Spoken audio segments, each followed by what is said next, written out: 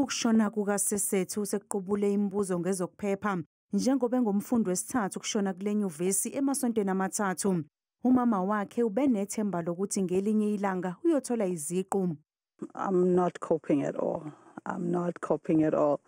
I don't think there's any human being that wants to get a call that your loved one is no more, especially a child that you had so much hope for. She was so smart and so self-aware. Uthi inyuvesi iyabeseka kulesikhathi esinzima. The university has been very compliant. I know we like to sensationalize things. We like a good story. We like to point fingers. We are in communication. They've been here every day.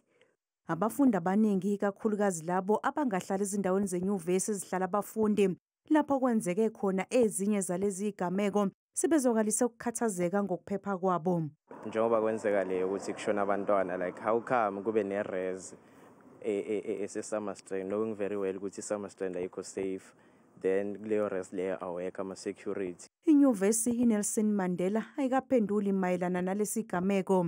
Manje umndeni wakwaMboza uthulungiselela ukufihla indodakazi yawo.